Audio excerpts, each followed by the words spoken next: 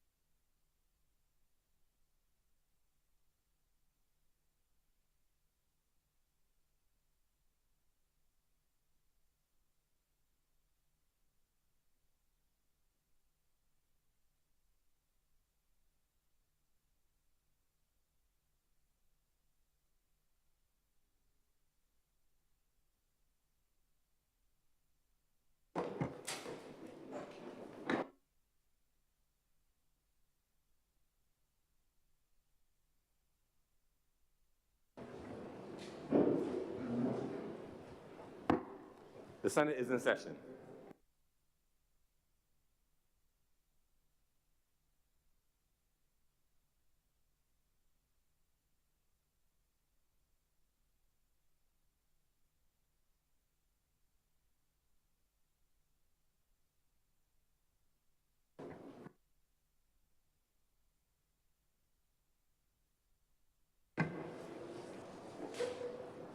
I received the message from Her Excellency the President. It is dated 22nd of April 2022, and it reads as follows. Dear Sir, I have the honor to inform the Honourable Senate that, pursuant to Section 75 of the Constitution of Barbados, and acting in my own discretion, I have appointed Dr. the Honourable Chelston Whitley da Costa Brathwaite, CHP, and Dr. Christina Giselle Hines to be members of the Senate with effect from the 8th day of April 2022. Yours faithfully, the President.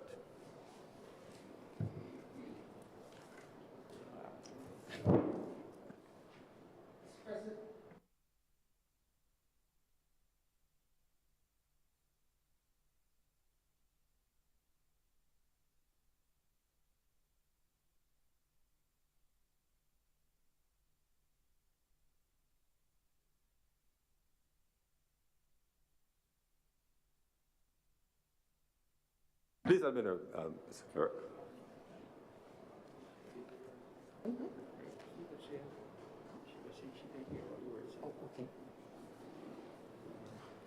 Yes, ma'am. Dr. Hines.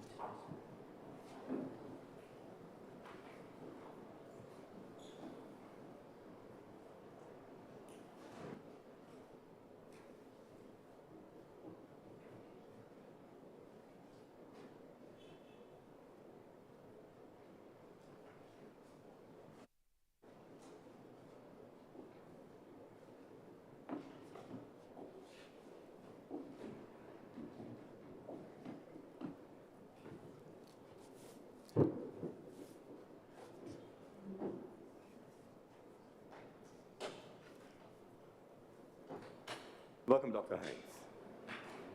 Senator Cummings. Thank you very much, Mr. President. I rise on this occasion to welcome one of our two new senators to the Honourable Chamber in a new capacity.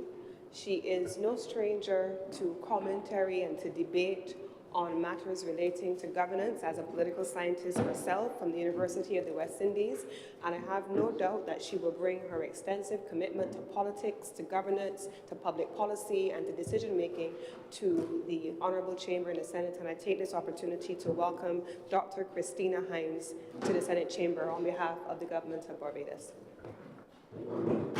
Senator Cummings. Senator Nurse.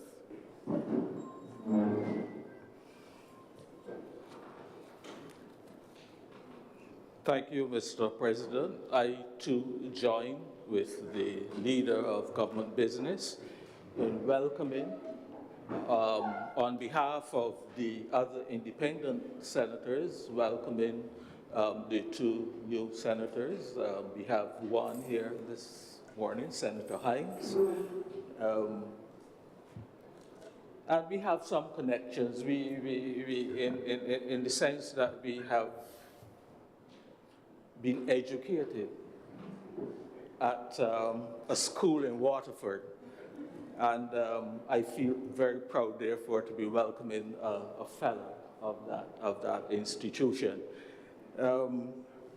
I believe that Senator Hines comes with a lot of goodwill, and we certainly expect that she will be an outstanding addition to the voice in the Senate, and I look forward to hearing her contributions as we debate the several matters over these sessions. So, Senator Hines, welcome. Thank you very much, Senator Nurse. I, too, join in warmly welcoming you to the Honourable Senate, Senator Dr. Hines. We look forward to your perspective. It will both be youthful and useful. And based on what we know of your work in academia as well as in social activism, where the public areas, we should be in for a very interesting set of perspectives and contributions to the work of the Senate.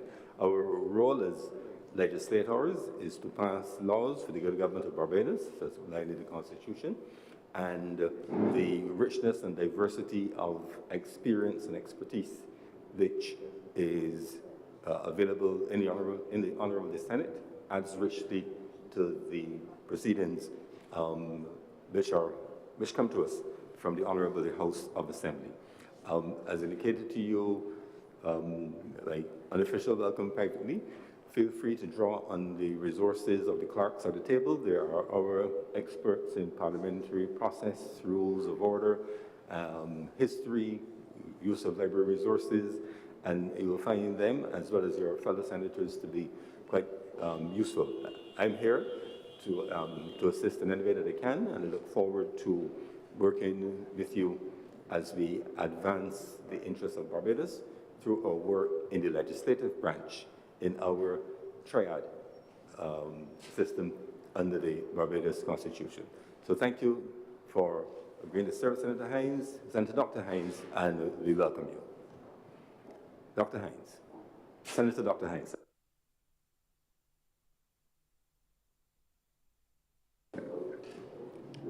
Good morning. Thank you, Mr. President. Thank you all for making me feel so welcome here today. I truly feel very welcome. It is a privilege and an honor to be here among all of you. It is a privilege because there are many people who could have done this and who could have done this excellently. So I am humbled to have been selected from among the many talented Barbadians that could have done this. I hope to bring my many experiences as a political scientist, a researcher, an educator to bear on our work in this place. Mr. President, I also would like to say that I come here as myself the only way that I can, which is as myself, but I do not come here for myself. I come here to do the very best for our country, Barbados. Thank you so much for welcoming me.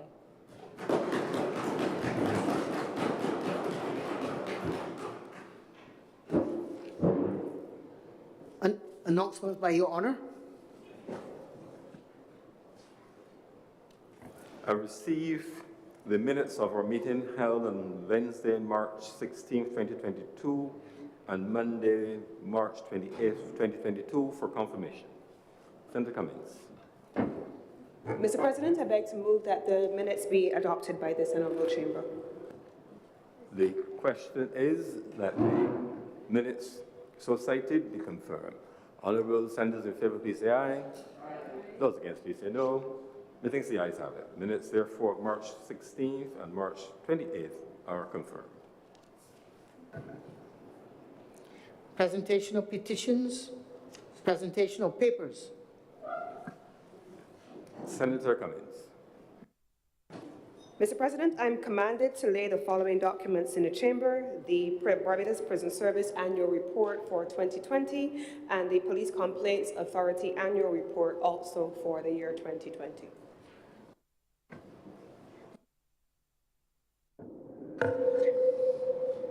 Reports from select committees.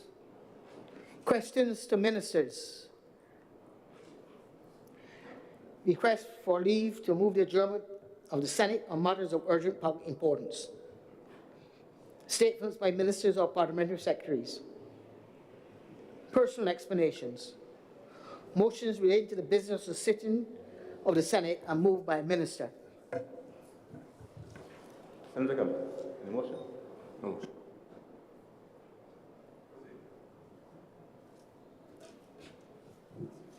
Standing order 45.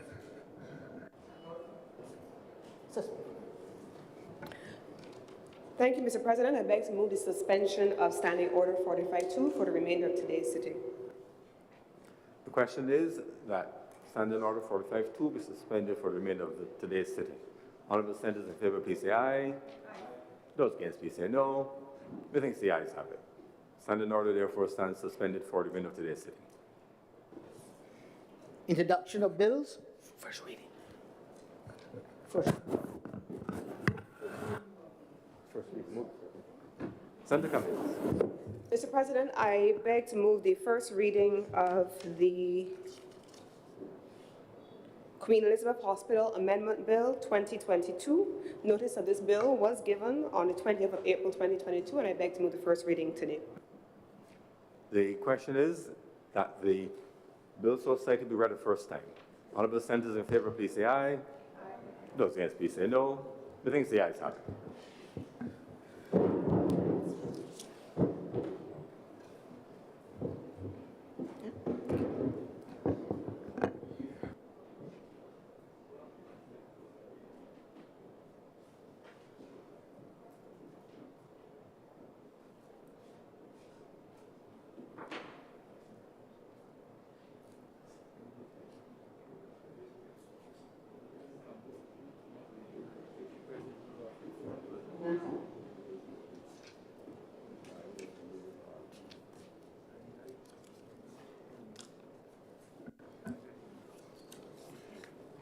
Mr. President,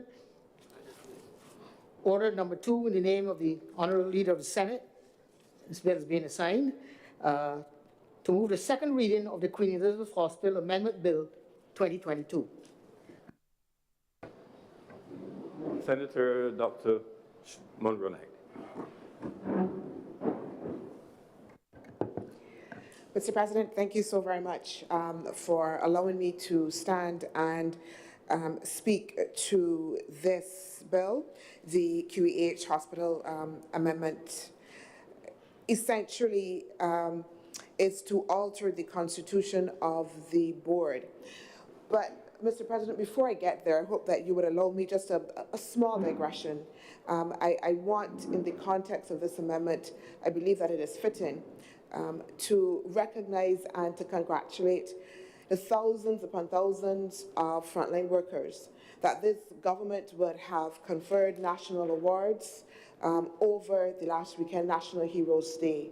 Mr. President, I believe that in the context, as I said, of this amendment for the QEH, that many of those frontline workers would have been healthcare workers in the QEH system, working across polyclinics, working at the Harrison Center, and I believe that it is fitting that we recognize, congratulate them for their work and their continued work and service to the cause, Mr. President. I thank you.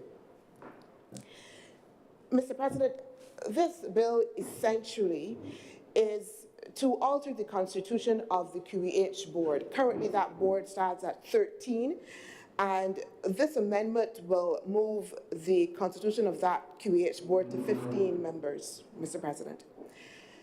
Mr. President, as we move, particularly in the context of our healthcare system, to make it fit for purpose, it is incumbent upon us that we address the issue, first of all, of leadership. Leadership of any institution sets the tone, sets the manner, sets the agenda for how that institution will run and evolve. Not only to address the concerns and issues of today, Mr. President, but also to look forward, to be able to anticipate issues and challenges for that institution. And in the context of the QEH, and I think many of us would recognize that certainly if we look at the COVID-19 pandemic, we could not have anticipated the mammoth task that would have been ahead of us as a country, but have faced our healthcare sector in trying to address this issue. And in that context, it is extremely important that the QEH ensures that it has at its disposal all of the necessary skills and human resources that would be critical to ensuring that it can meet the challenge, that it can respond adequately to challenges, as I said before, that are current and challenges that are to come. We must appreciate that we need to be able, in the context of leadership, to draw on a wide variety of skills, Mr. President. The current Act makes provision for the QEH Management Board to be made up of persons with a wide variety of skills, including accounts, IT, that's information technology, human resources, industrial relations, engineering, nursing, etc. Because it is recognized that it is not just only those with healthcare skills that are important to the management of the QEH, but that we need to bring together a cadre of persons with a wide variety of skill sets that can contribute to the growth and development of the QEH. And in that context, this amendment seeks to ensure that, as I said before, the QEH will have just that, all of the necessary skills in order to be able to meet the challenge. I want to also indicate, Mr. President, that one of the very, very important additions to the board is that of a trade union representative. The government essentially has done a course correct, Mr. President. We recognize that there was an absence of a trade union representative, and in the context of this amendment, we have ensured that we have moved to include that level of representation that was previously missing, and importantly so. And I want, Mr. President, to address the elephant in the room, because I think that we are all aware that in the context of the healthcare system, and particularly the QEH, that the government and the trade unions movement have knocked heads at some point in time.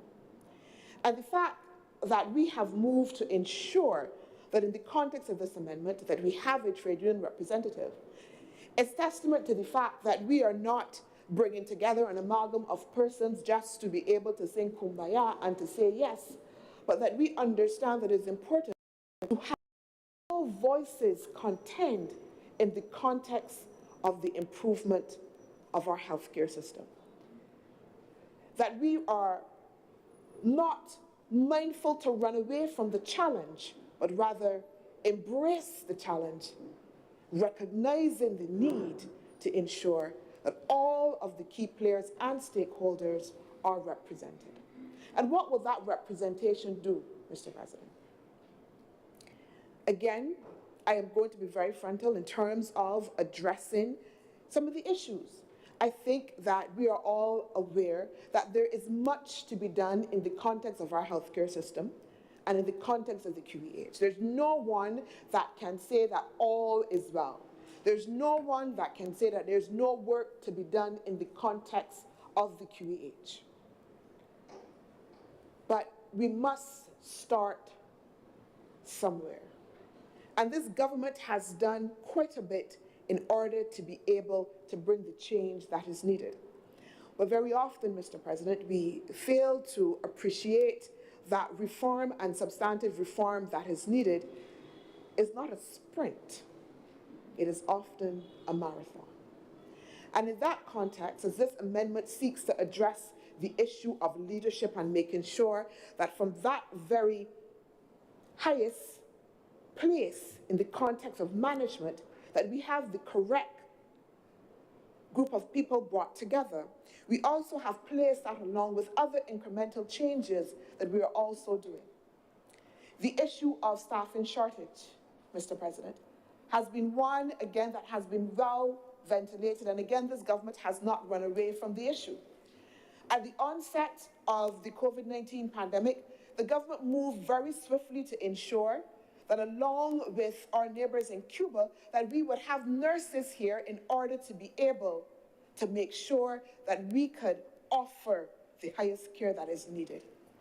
Further, Mr. President, we would also recall that quite recently, the government, in collaboration with the government of Ghana, moved to recruit some 65 nurses, and our Prime Minister, in the context of the 65th anniversary of independence of Ghana, indicated that we will make arrangements to have another allotment of nurses come into Barbados in order to be able to supplement the shortage.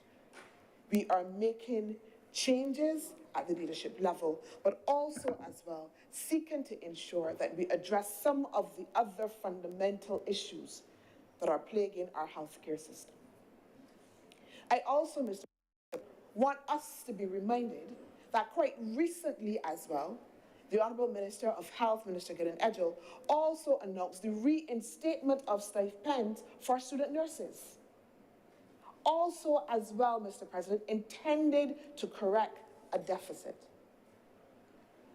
by reinstating these stipends that were taken away some 8 years ago.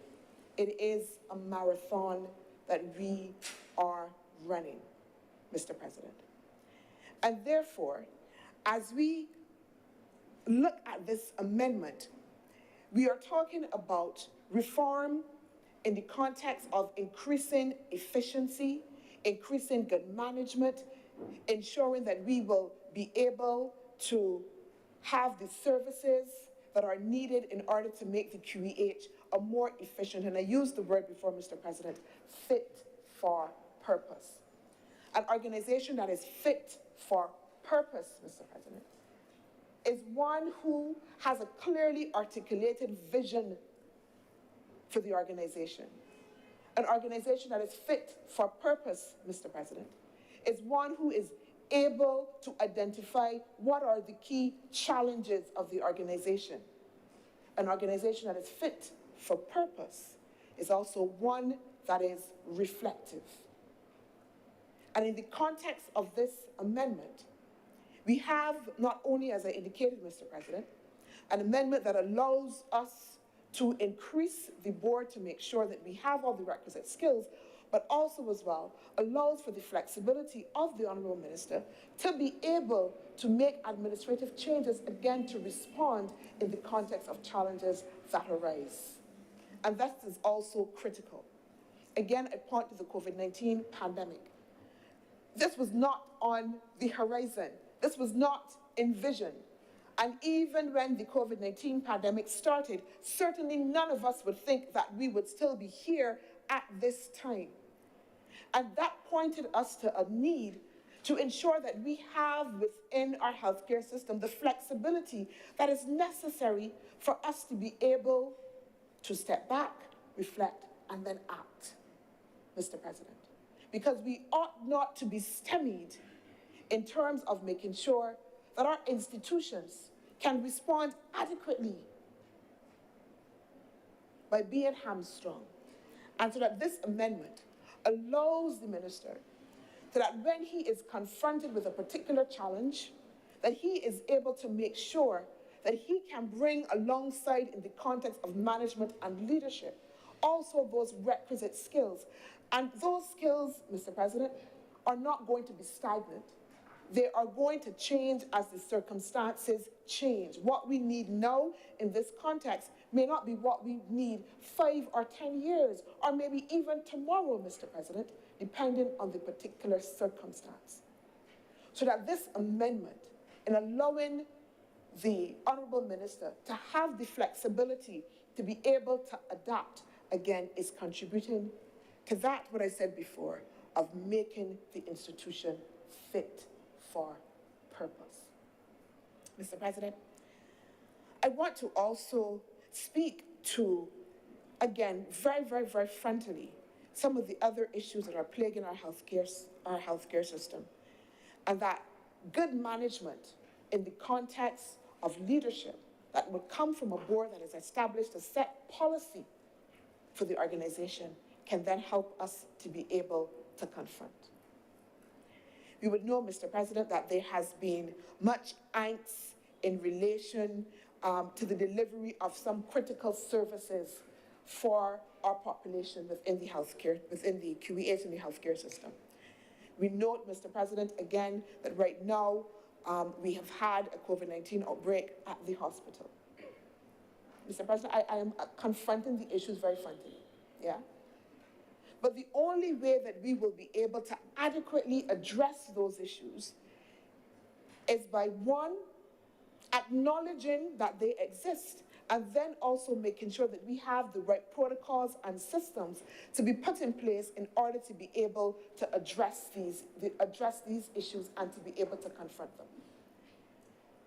And Mr. President, I do want to indicate that one of the things about addressing and confronting issues is also, as well, as I said before, by making sure that we have all of the voices that are going to be at the table and allowing them to be able to contend and input into the process.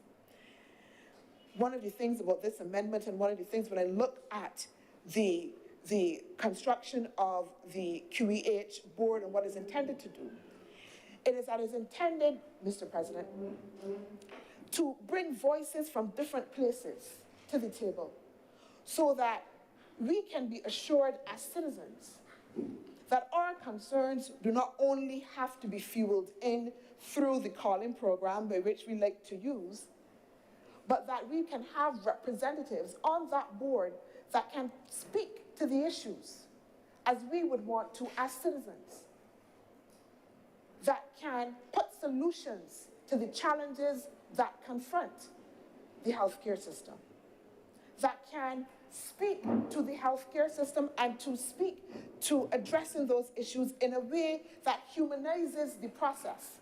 Because very often we can speak about institutions and functions, but not necessarily to the end that they serve, which is people and people's health, Mr. President. The healthcare system and the QEH in Barbados is an institution that is intended to make sure that we have a healthy population, which is also critical to our growth and development.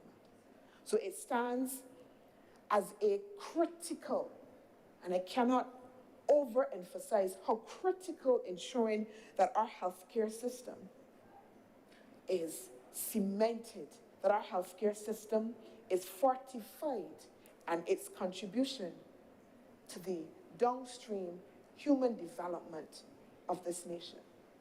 So that the issues that we face in our healthcare system are not just issues of health, they are issues of growth, there are issues of development, there are issues that are about families and livelihoods, Mr. President. They're issues about women and children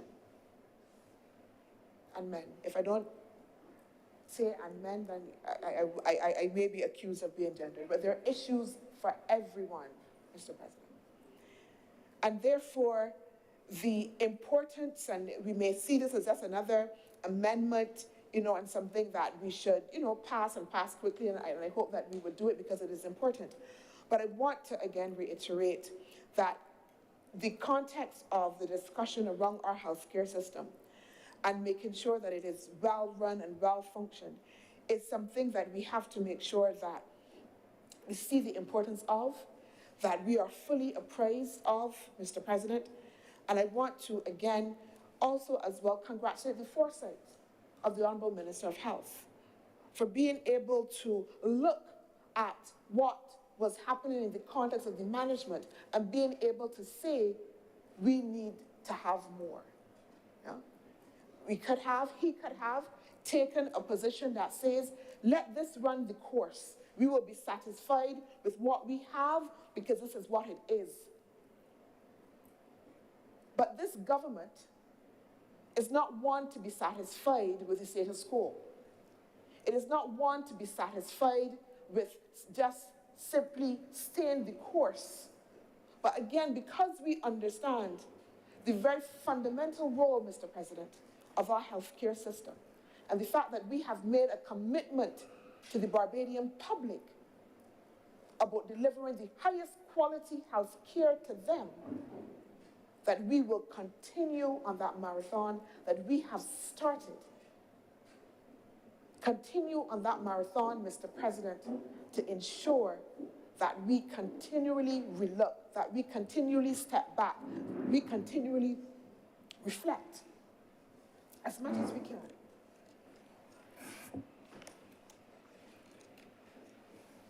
In order to deliver the best quality healthcare, Mr. President. Mr. President, before I take my seat, I want to also finally say as well that in the context of a discussion about the QEH, about a discussion about our healthcare system, that as I said before, we look not only to the current challenges. I think that, and I'm not, again, like I said, shying away from that discussion because I think that's an important one, and I've said I've been very frontal in terms of looking at the issues that we have to be able to confront and to be able to address those issues. Those are well ventilated in the public, and the government is committed there.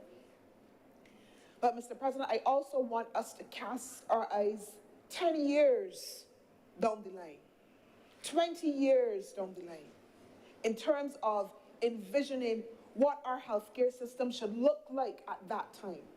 Because if we only focus now on just the current challenges, if we only focus now on what is in front of us, we will risk, Mr. President, the opportunity to begin to build forward. We will risk, Mr. President, not being able to cast our eyes upwards in order to envisioning a healthcare system that can meet the needs of future generations. And again, this amendment allows us to be able to do that.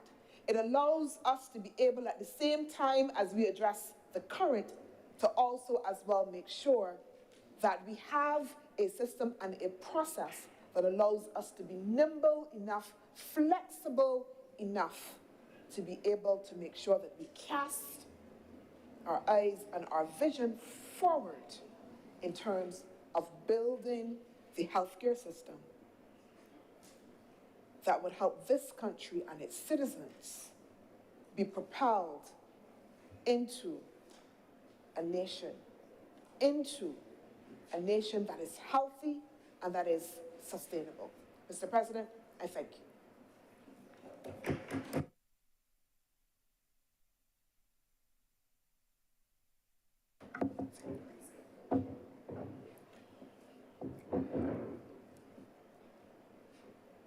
Mr. President, I beg to move that this bill be read a second time. Thank you, Senator Dr. Monroe Knight. Senator Dr. Crystal Haynes.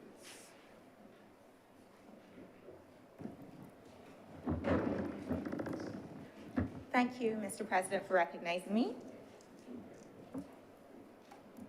I will open by saying that Barbados, we don't have a lot of natural resources. We've heard that we have oil offshore, but as far as we know, that's a limited amount. We have no gold, no diamonds. It's always said that our greatest resource is our people. And we can extrapolate from that, that the care of those people would be the highest level of public service. I might be biased as a doctor, but that's a hill I'm willing to die on.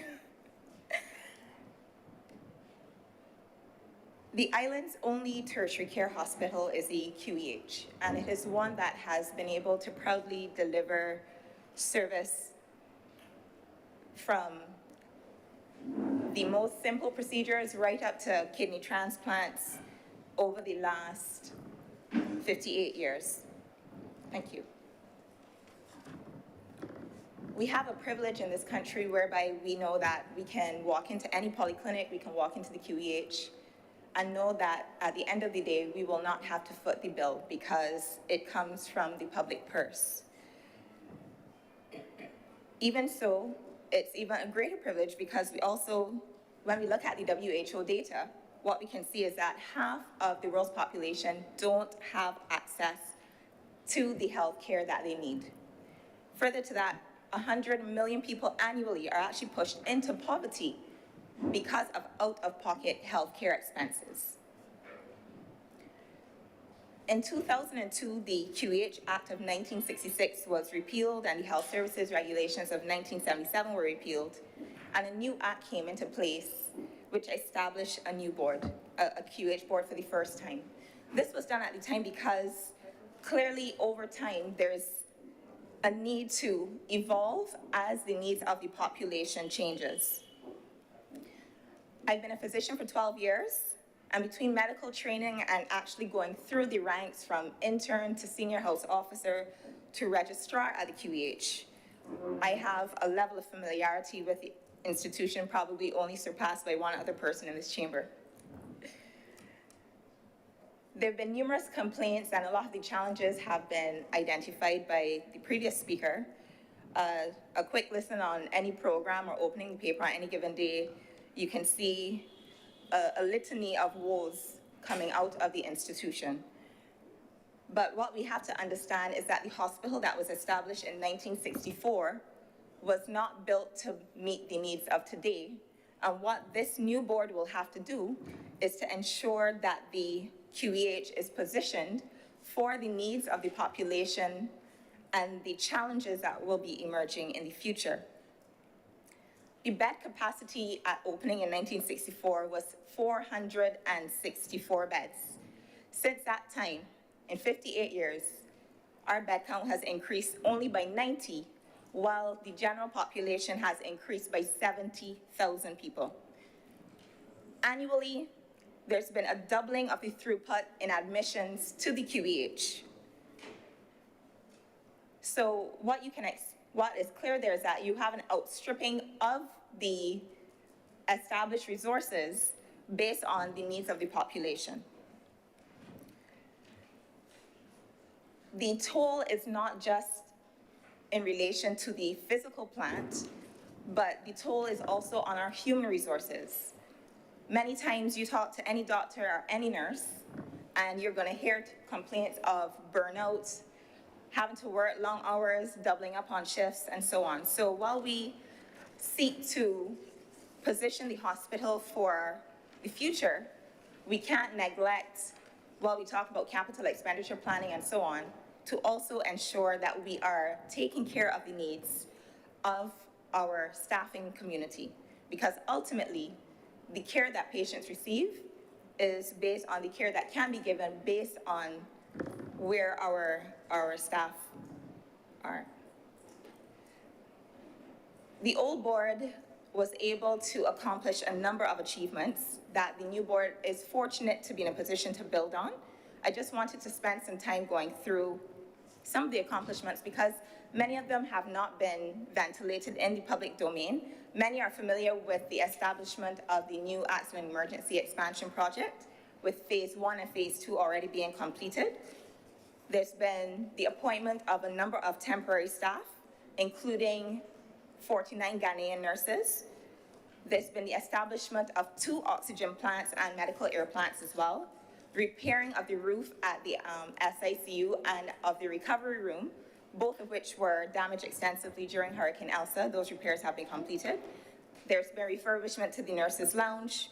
Overall, an $18 million capital equipment investment has been made, which has seen the purchase of a new operating microscope for neurosurgery and for ENT. We've seen, through philanthropic donations, renovations of Ward B8, the donation of a new CT scan to the accident emergency through the Maria Holder Memorial Trust, and the implementation of an automated inventory management system. The new board, like I said earlier, will be tasked with positioning the QEH for the future. And this can only be done, first of all, by identifying what the current state of play is, what the existing needs are, and making decisions based on evidence. One of the priorities is that there's going to be a new information management system funded by the European Investment Bank that will actually allow us to be able to mine data where we can examine issues related to long wait times, how long are patients waiting to be seen in clinic, why are people being rescheduled, how often are they being, how often are we seeing cancellations, and thereby we be able to extract data on which to make decisions for the future. Healthcare comes at a cost, even though it does not, although you're not presented with a bill as you exit the hospital. And one of the other things that we will have to look at in time is a sustainable financing model.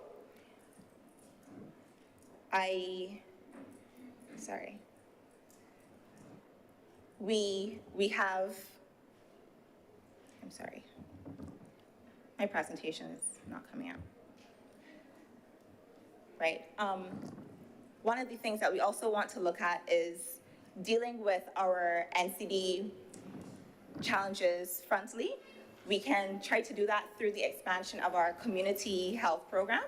Right now, we have over 550 patients under the care of a public health doctor, a public health nurse, and over 40 community liaison officers.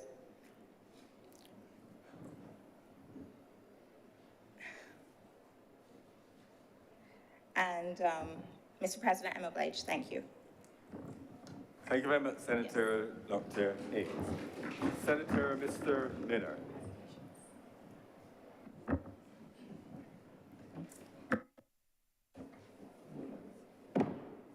Thank you, Mr. President. Mr. President,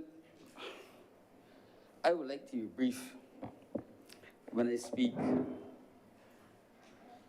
about our venerable institution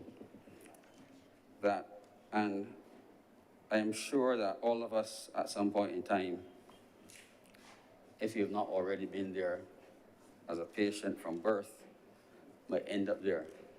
And we all have a vested interest, or we should all have a vested interest as citizens in making sure that while we can in public speak of the ills, we should also speak, Mr. President, of the positives, because it's easy to break things down and very hard to build them back. Now, Mr. President, I spoke some time ago in this chamber with my own mantra that said, there is no good time, there's no right time to do the wrong thing. And I repeated it. Mr. President, if we speak to leadership in an institution which has a long history of existence, and we wish to see it continue that way, we must be honest in how we hire our senior staff. And there are accusations within the institution of nepotism, and I'll leave it there.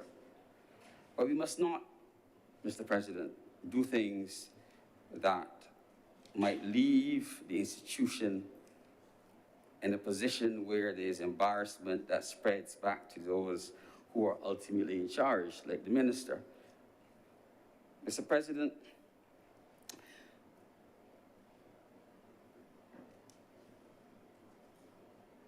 the hospital has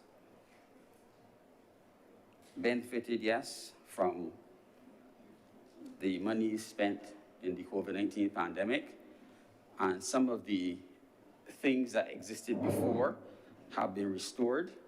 Like the hospital has always had 2 oxygen plants, and the Honourable Prime Minister, in the very early stages of the pandemic, took advice and provided the financing to acquire and repair or replace the existing plants. And the country will benefit significantly from having them. The pandemic has also provided an opportunity, Mr. President, to reorganize some of our services. And one of the positives that has come out is that the pharmacy, that was what I call a stand-up, line-up, wait forever pharmacy, has changed significantly. And patients can now, for a small fee, have their prescriptions delivered. And I think that's a major, major achievement which must be applauded, Mr. President. That is open to every patient who comes through the QEH. So we should not have the issue of having people waiting all day and having to leave work to collect a prescription when you can probably spend a tiny fraction, I think it's under $15 of your pay for the day to have it delivered. Now, one of the biggest problems the QH faces, Mr. President, is nursing shortages. And I've stood in this chamber and many other persons and spoken about the nursing problems in terms of staffing. And yes, the government has made an effort to continue what has been happening for many years of seeking nurses from overseas. But it's not enough. Our nurses leave probably at the same rate as the replacements come in, Mr. President. And they go to greener pastures. And I have asked, why do they leave? Why do they leave this beautiful Barbados that we speak so much of and we spend all the time building out? They leave, Mr. President, because they're unhappy. People who are very happy in their environment and in their jobs and their ability to earn and move on and to acquire a mortgage and to raise children do not usually leave. And I asked whether we're doing enough for our nurses. And yesterday, Mr. President, in our hospital, our operating lists were hampered because we did not have enough nurses to keep all the operating rooms open for the afternoon session. And nurses did double shifts. But there's no award for them. And they do it repeatedly. And there's burnout, Mr. President. And I do not know how long it can continue. But on the other hand, when we ask, what do we do to keep the nurses happy or improve the conditions of service, there's silence. Yes, the government has made strides to increase the number of young nurses coming in by making changes at the community college level and trying to make sure that the areas in which people were probably failing have been corrected. And in terms of education, that is important. And there is some easing of hardships by providing the stipend which was previously provided to nursing students. But once you're qualified, and most nurses are female, and the vast majority at some point in time will bear children, have all the difficulties of working as a professional and having to provide childcare outside of what a mother does and have to pay for it or have to make arrangements when they work extra hours. And we have constantly asked, why is it that no government has seen it fit to do anything to provide childcare services specifically for the nurses at the QEH. $500 a person, Mr. President, could provide a lot of money to do such. And I'm not being critical, I'm being practical. Mr. President, we could build out all the new accident emergency departments and everything else. And if we do not fix the problem of nurses, we will have nice, empty buildings. We have to devote some time to fixing the problems of nursing. We have to do the things that are necessary to allow the nurses who work in Barbados to feel happy and want to stay here, Mr. President. Now, Mr. President, the government has correctly moved to green Barbados with alternative energy, but we keep committing the same offenses in broad and clear eyesight.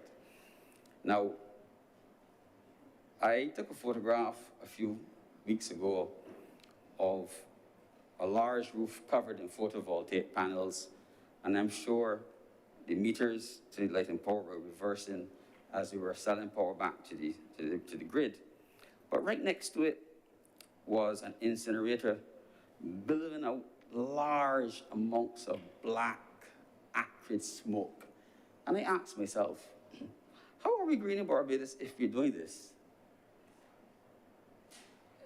But this problem of the incinerator, this scourge, Mr. President, that is inflicted on the persons to the west of the QH is not new.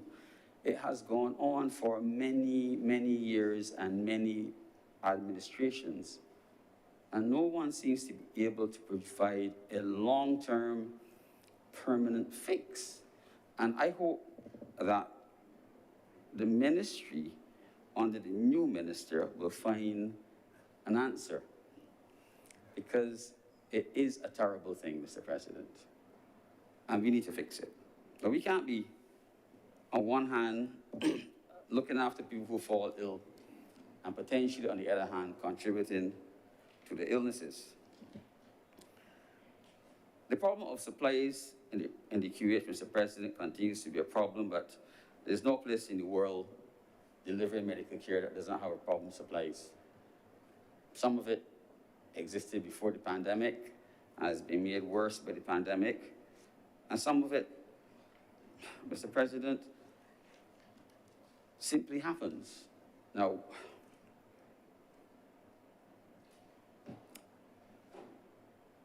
over 3 years ago, the hospital made a decision to do a complete audit of its inventory. And the supply chain to the hospital was shut down. And it created major problems with the suppliers, especially right after that, when the debt restructuring was done, and the overseas suppliers were not paid. And there was one supplier who provided radioactive materials, specifically radioactive iodine, to treat cancer patients, thyroid cancer patients, and to do investigations, was not paid. And they shut off all supplies. And it took the hospital over 3 years to get those supplies back. And it only happened in the last few weeks. I guess, Mr. President, one would wish to congratulate the hospital on finally getting it back.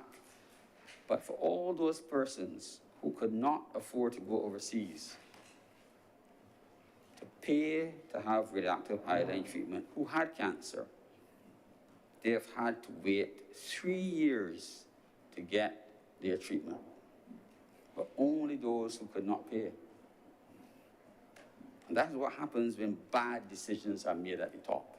So there is no good time, Mr. President, to do the wrong thing. Now, as I drove from the QH this morning, having done more rounds to this chamber, Mr. President, to the yard and then to this chamber, Mr. President, I saw several elderly people slowly and painfully making their way down the road, and some crossing the street. And to me, it was obvious that they had joint problems. And we've now reached a stage in this country where the only persons who can have a joint replacement are those who can pay. I'll repeat that. The only people who have the joints replaced are those who can pay. But Mr. President, back in the early 90s, the first total joint replacement was done in the North End Island at St. Joseph Hospital. And later on, the same surgeons moved it into the QEH. And it has died. And you have to ask, why has it died? It's died only in the public sector. It is alive and thriving in the private sector, Mr. President. So the only people who get joint replacements done are those who can pay. And I believe that all the elderly people who have creaky knees and painful hips, they too deserve to have theirs fixed if they're capable of being fixed. And maybe and clearly we have the technical skills because the hospital hires, I believe, only the best people as consultants. So there should be no problem with the consultants in the hospital being able to fix joints. So the problem has to be, to my mind, a problem of supply of joints. And there's some things that can be fixed from the government side, and some that can be fixed from donations. And I believe, Mr. President, that if the will existed, the joint replacement program that used to exist in the QEH, that fixed the joints of those who could not afford to pay for it, could be restored. And I would like to stand one day soon, Mr. President, in this chamber and speak positively about the people, Mr. President, and probably quote numbers who've had their joints replaced and repaired, and they can be functional in their own houses, Mr. President, and outside. Now, Mr. President, our hospital used to earn somewhere in the region at its peak about $12 million a year, a significant sum of money. And that has now been reduced to around 3 million, thereabouts. And the earnings of the hospital are dependent on private care, whether they get a CAT scan and pay for it, whether they get blood work done in the lab, whether they come and have a major surgery or a medical event. But the people who admit those patients to the hospital or bring them to the hospital are the consultants in the hospital. But over the years, private care has been moved from the hospital into the other institutions that have grown since then. So now we have a different skew in terms of the percentage of people who pay for private care and those who seek public care. And certainly there is a reduction in the number of people who traverse the QEH's doors to seek private care. It's down to a minimum. If the government is going to invest significant and large sums of money, or continue to do it, into the infrastructure in the QEH, there has to be some return on the investment. And we have to find avenues of encouraging my colleagues and others to use the facilities for private care. Because there's no doubt that there are times in this country when it doesn't matter where you were, you have to come to the QEH. And if we allow it to fall apart, when we ourselves need it, it will not be there. And don't believe that you can always get in an air ambulance. There are times when you're too ill to fly. Now,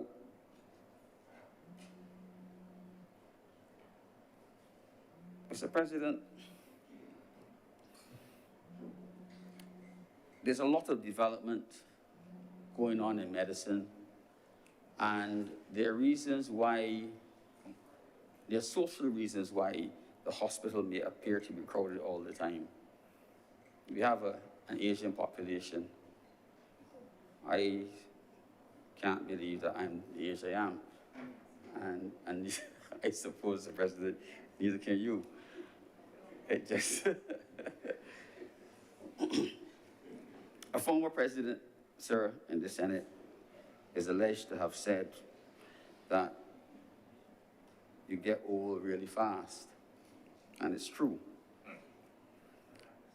Mr. President, we have to make sure that as we age and as the young people come up who need care, the facilities are there for them to have a choice, whether they want to have it as a non-fee paying patient out of pocket or as a fee paying patient with insurance or however they choose to pay it.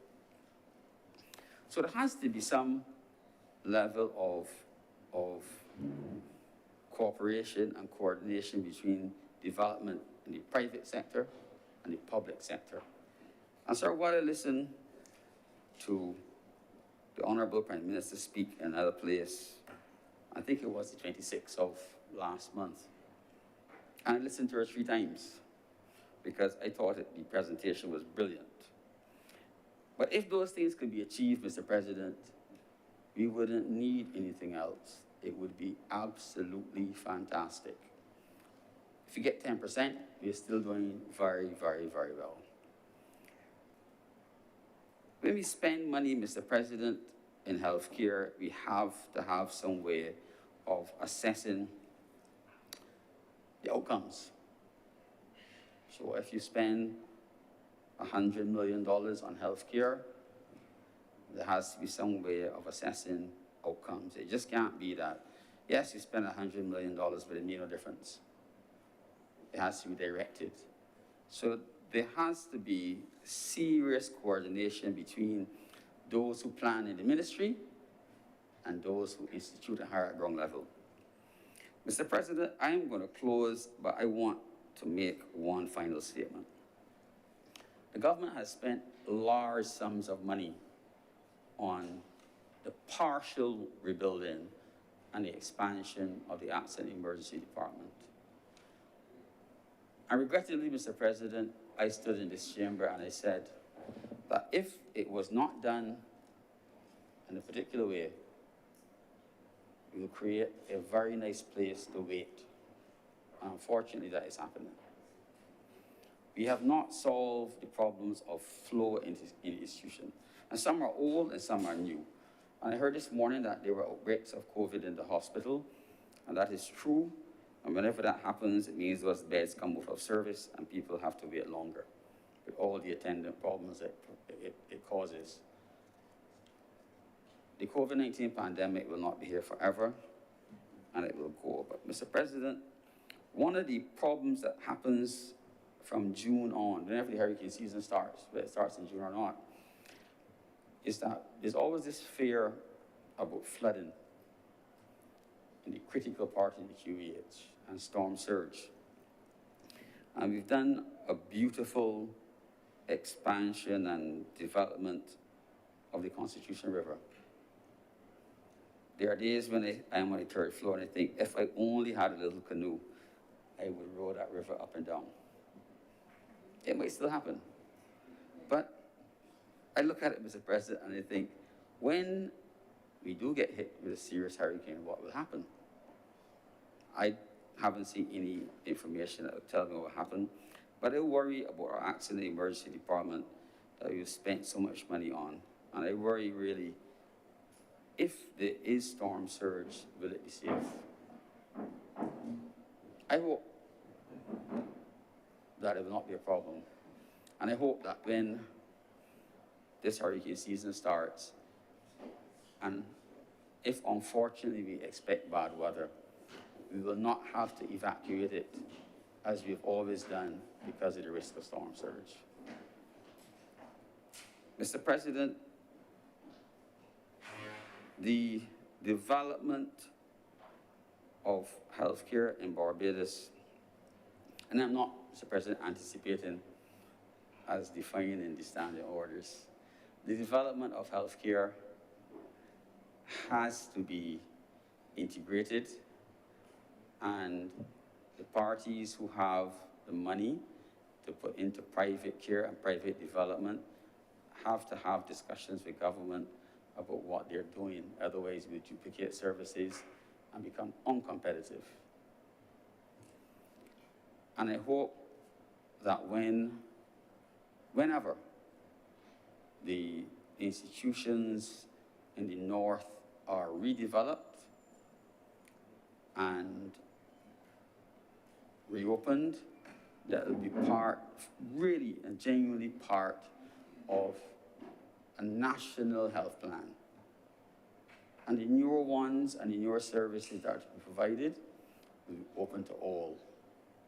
And not only those who can pay, Mr. President, because we cannot be a destination where we provide the best care for those who can pay, but for those who live here and who can't pay directly, they have a second-class service. I thank you, Mr. President. Thank you very much, Senator Mr. Maynard. Senator John King. Thank you, Mr. President. I want to start by asking members here, and for those on the outside who may be listening, to stop for a minute and to think about what we have been able to accomplish with the QEH in spite of all of the other things that have been going on around us. Oftentimes you can listen to the radio programs or you can listen to people on the street and we complain. And we can speak eloquently about all of the problems of the QEH. And I think one of the members alluded to the fact that we also have to find time to bring some sort of balance to this particular conversation, especially when healthcare in numerous places across the world is not free. It's not free by any stretch of the imagination. And we have, as I said earlier, against all odds, been able to maintain this as a free service to our people. And so therefore, starting from that particular point, when I look at the proposed amendments in terms of, for instance, bringing on other skills that are needed to expand and to improve on the delivery of service for the general public, I think we're going in the right direction. Although at the same time, I'm a bit peeved and perturbed that it would have taken us this long to get to these particular points. Now, I have stayed away from the QEH, not for any reasons other than I like to take care of myself. And I have not had any real reasons to go in there for any medical treatment or anything. So I can't speak honestly about what type of service people